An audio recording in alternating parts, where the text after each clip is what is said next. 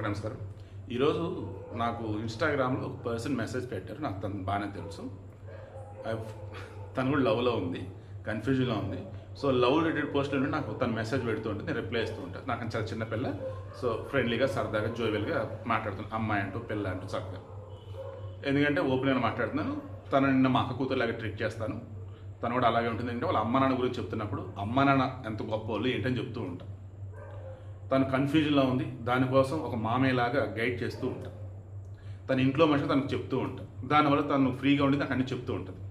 So ఇప్పుడు అంతా ఎందుకు చెప్పాను, ఇటువంటి వేలో ఒక్క పెద్ద మనిషి గనక ఒక అమ్మాయికి తోడు గనక ఉన్నట్టయితే ఆ అమ్మాయి చేసిన తప్పో ఉప్పో చెప్పగలరు. మన కృష్ణా జిల్లా మైలవరం దగ్గర పెళ్ళి, అప్పటికే అబ్బాయి తాలూకాలు భోజనం అన్నీ పెట్టేశారు. పెళ్లికి వచ్చిన మొత్తం అప్రాక్సిమేట్ 20 లక్షలు అయింది.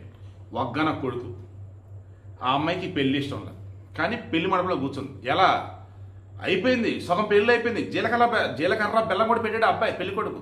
ఇక తాళి కట్టాలి అంతే. ఈలోపు ఆ అమ్మాయి లవర్ వచ్చేసాడు.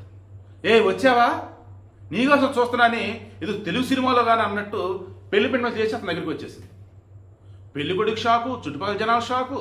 ఈలోపు అబ్బాయిని కొట్టబోయేసరికి లేదు నేను ఇతనే పెళ్లి చేసుకుంటా, నాకు పెళ్లి కొడుకు ఇష్టం లేదు ఆనంది. అప్పుడు ఈ అమ్మాయి యొక్క పేరెంట్స్ని మనం ఏమైనా అందామా, లేదన్నప్పుడు ఆ పెళ్లి కొడుకు పేరెంట్స్ మనం ఏమైనా అందామా? పెళ్లి కొడుకు పేరెంట్స్ మనం ఏమంటాం? ఏమనలేము. ఎందుకు? వాళ్ళకేం తెలుసు అసలు ఈ అమ్మాయి గురించి? ఈ అమ్మాయికి తెలియాల్సిన వరకు ఈ అమ్మాయి తల్లిదండ్రులకి. పోనీ ఈ అమ్మాయి తల్లిదండ్రులు తెలియదు అనుకుందాం, పోనీ ఈ అమ్మాయికి తెలియాలి కదా.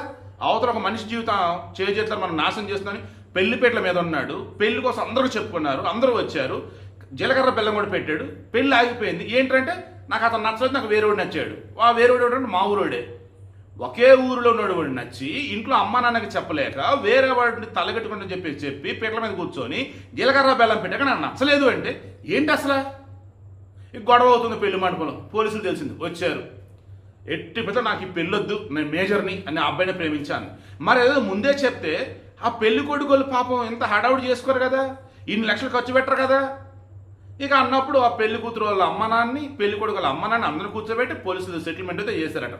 ఏ సెటిల్మెంట్ ఏంటో కానీ, అమ్మ నీకు దండం తల్లే, కనీసం పెళ్లి కాకముందైనా చేసావు, అదే పెళ్ళి అయిన తర్వాత నీ బాయ్ ఫ్రెండ్ నువ్వు కలిపి అన్యాయంగా ఒక్కడిని చంపేసావు అంటే అది ఇంకా ఘోరం జరిగేది.